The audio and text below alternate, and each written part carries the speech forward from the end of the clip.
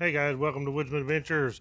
I'm out here going to work on the Honda CRF300L today, and my goal for today is to get some power up here to where I can actually charge things, and pretty much I want to power everything up safely, kind of get rid of a mess of wires and make it all neat and clean. What I'm going to do is install on the Honda CRF300L this Tusk compact wiring harness. And then also up here, I'm going to put a 12-volt accessory outlet, and I'm going to do that using this Tusk Accessory dash panel. So I will have links to everything I use today in the description below where you can check them out, or you can just go to my Rocky Mountain ATV MC affiliate page, which is down below, and everything will be on there. But either way, we're going to actually take this thing. We'll have to go ahead and take the plastic side off here, the seat off and stuff before I start. And then we're going to install this dash panel, accessory outlet. We're going to hook up this power harness underneath the seat, and it'll make things a lot better. It's something that I can run all of my stuff on. So first thing we'll do is take this stuff out of the package and show you what's in the package. Okay, so as far as the Tusk compact wiring harness, now this will work on pretty much any motorcycle. It's not necessarily just for the 300L I'm installing it on, so I could actually use it on the Honda Goldwing or the Trail 125. It's kind of universal. So this is the Tusk compact power harness. So basically we can hook up 3 separate accessories, 1, 2, and 3. And the input, we have a positive, which goes to your battery. We have the negative, goes to ground. And then we have the ignition, that actually goes to a keyed power. So when you turn your key on. Now this blue wire that says ignition, that goes to the switch, it actually does not take the load. Basically all your load is going to this red wire. So all this is an indicator when you turn your key on that you have switched power. So under this cover right here, just pull out that rubber plug, keeps it nice and watertight. We have 3 5-amp fuses, basically for 1, 2, and 3. And then inside here we have dip switches. We got 3 dip switches, and they say 1, 2, and 3 on them. And if you can see, hopefully you can see that right there, it says C and S. So C is for constant power.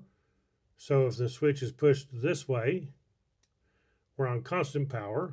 Now, if we put it on the switched, you don't have to worry about it, because when you turn your switch off, it will turn off the power to that number. Say if this is number 1 here is going to be switched, and when you turn your key off, it will shut off.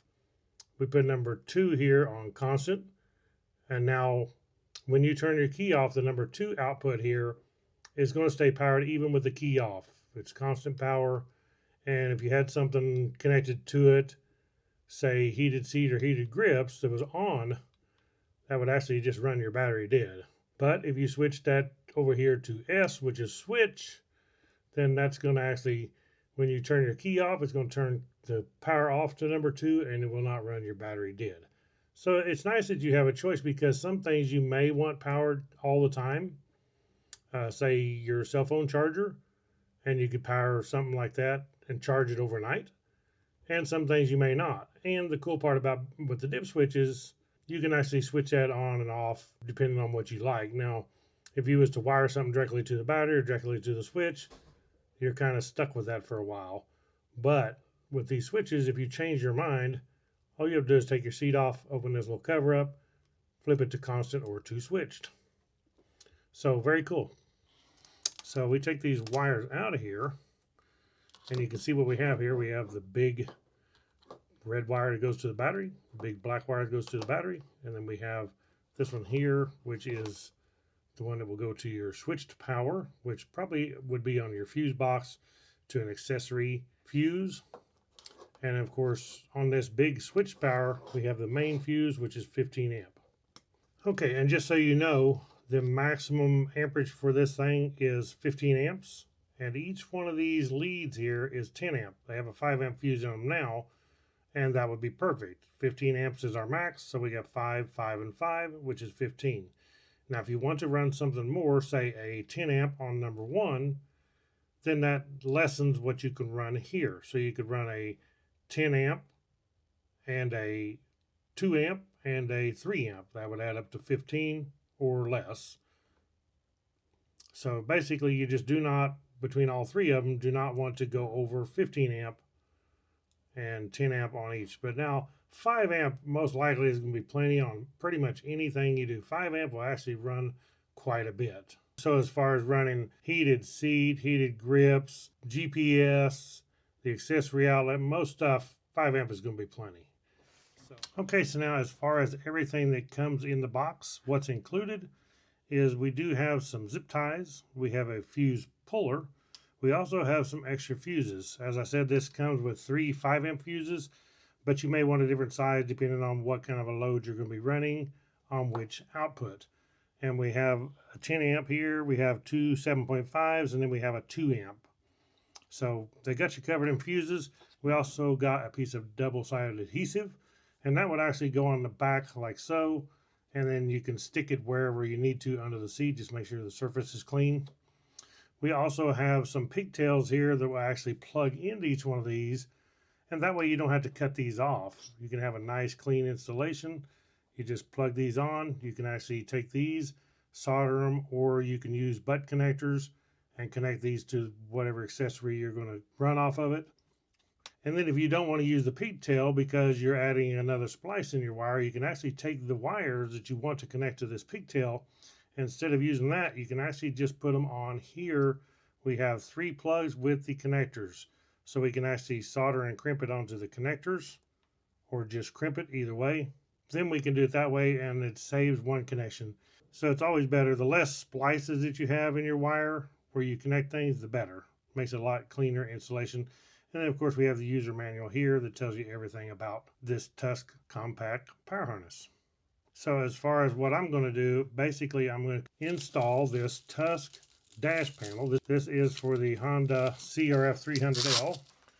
And what this does is it gives us a really nice place to mount our accessory switches here. So I could put a toggle switch. This is a Tusk switch that I ordered also with it.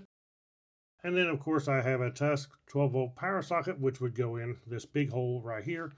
This here will mount right here on top of your handlebar mount right there. You get the 4 places to mount it. And then right up front on your dash is going to be nice, clean with your switches and your power socket. So this is the Tusk 12-volt power socket, and we actually just install it right in here, and then we apply the nut on the back side. Okay, so as far as the Tusk toggle switch, it will actually go in the plate in either one of these holes here if you have 2 switches. Now this switch here is a center off 12-volt switch. So basically center is off. If you flip it this way, it turns on power from here to here and turns this output on. If you flip it this way, it puts power from here to here and turns this one on. Now with this switch, you can't have both ways on at one time. You can either use it for one, just an on-off switch for one, or you can use it for a center off with 2 things connected, but they can't both be on at the same time because of the way this switch is designed. Okay, and now with this plate here, it also comes with, of course, instructions. It also comes with some longer bolts to replace the ones that come with the 300L. And it also comes with 4 spacers and a couple plugs here, it looks like. In case you don't use both of those holes, you could actually plug one of these holes off with one of them little inserts right there. So you don't have to use 2 switches, you can use just one. Okay, so as far as installing it, it's pretty simple. You know you're going to need some tools to remove your handlebar mount. You're also going to need probably a soldering iron if you solder. If you don't want to solder, you can actually use butt connectors and do not have to use a soldering iron. And we're going to need some wire strippers, wire cutters. My bike is already ready. I've already got my side panels and stuff off where I can take this and go ahead and start installing it. Okay guys, so here under the seat is where I mounted the Tusk distribution block right here. And what I did was, for the plug adapter on the dash panel, I put a 10 amp fuse, I put a 5 amp for my dash cam, and I put a 5 amp for my phone charger, so that way I'm set up there on as far as fuses. The blue wire off of this here that says ignition, I connected it to the tail light fuse, so that way it gets powered when the key is on. Then the black, of course, I've got going to the ground of the battery, red to the positive of the battery. So these dip switches, you can set them to constant or switched power. I set my dash cam and my cell phone to switched power, and I set my plug adapter to constant power. Now I've got all my wires here. This one here is my accessory outlet, and I'm going to put it on number 1, which is my 10 amp fuse. So we'll run it under the frame bracket here. Plug that one in. Then I got my dash cam. I'm putting it on number 2. And it, like I said, this one is switched power. So my dash cam comes on, starts recording when it gets switched power. Like that. Then I've got my other one here, which is my phone charger. And I got it on number 3, which is switched power. Put it under the bar. Plug it in. So that's pretty much all you got. It's positive and negative for each one. 12 volt. Choose whether it's switched or constant power. My battery maybe look different because I have a firepower lithium battery. And my wires that went to the Tusk distribution block was not quite long enough. That's why you see this yellow and white. I've actually extended them and put new ring terminals on to make it long enough to reach back there. But pretty simple to do. Just cut the ring terminals off, extend your red wire, extend your black wire, connect it to positive and ground. And then my cable for the accessory outlet just runs right up through here. Right up through here. I just followed the wiring harness all the way up. Even up here. Just got it zip tied in with my wiring harness. It runs all the way up to where the dash is. Okay, as far as the dash panel. First thing I did was remove all 4 of the 12mm head bolts that hold the handlebars on. So be sure that when you put these top clamps back on, you put that dot right there toward the front. So we're actually going to replace those with these 10mm ones that come from Tusk. Okay, so as far as the panel here, I went ahead and put my accessory adapter in here and 1 toggle switch. I was going to do 2, and actually I decided to just do 1. I already have the power run up here where I could hook it up, but I want to just save it till later if I ever need it. I've got the power and everything ready, and all I have to do is put the other switch on. So you can see here on this one, I went ahead and put a fade connector on here and put a piece of string to it just to block this one off.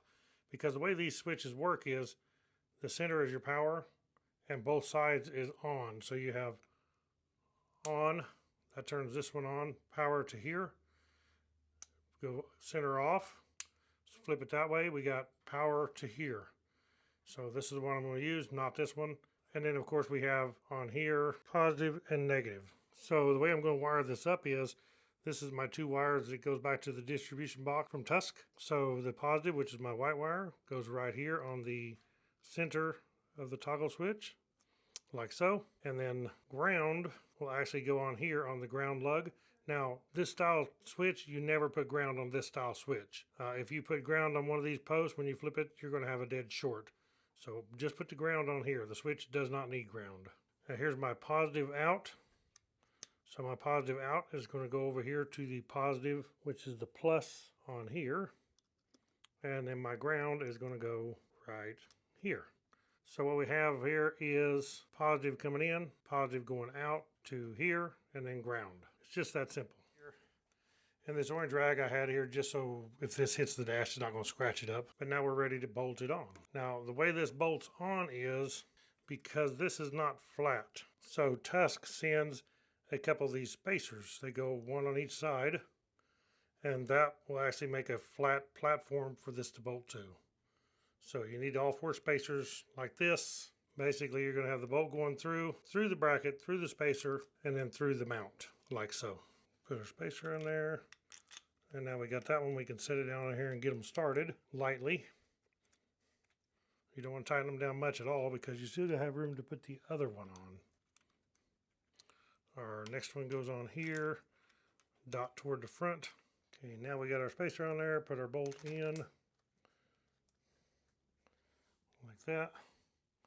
Then our last bolt here, slide the spacer in, like that. And now we just tighten it down. I marked it, the bars, so I know exactly where to put them back, which is right there. And now I'll just run these down, tighten them up, and we're good to go on that part. If you'll notice, this is my Garmin GPS mount. It's kind of right in the way to see this, but that's where it needs to be. So we're going to go ahead and tighten these down. So as far as these right here, you could actually get a USB charger and put in here instead of this. But I wanted to where I could plug in things to the 12 volt accessory outlet and I'll just use this Anchor USB and USB-C adapter, and all I have to do is plug it in whenever I need it. And when I'm ready for power, because this is connected to constant power, I flip this switch on. Hopefully you can see that. That light come on means we're powered up and ready to go. Turn it off, it goes off. So that way I can charge something even if the ignition switch over here is not turned on. And as you can see, still plenty of room to get your ignition switch, still plenty of room to see your dash panel. It all looks really good, and my GPS will go right here. Okay, so we're ready to power everything up. Stick my GPS on here. When I turn the key on, we should power up this, and we should also power up this dash cam. So we'll turn the key on, because this is what I have on switched power. The Garmin GPS, which it's powering up, and the dash cam is on the switched power also. Now we're powering this up. Garmin's booting up, and don't forget, I have my switch here so I can turn this on, but this one is powered all the time. It doesn't matter whether the ignition switch is on or not.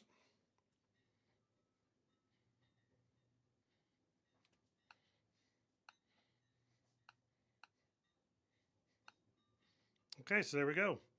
Pretty cool. I turn my switch on now. I've got power to my Garmin GPS, and I got power to my dash cam. And of course, this is, like I said, constant power all the time. We're ready to go.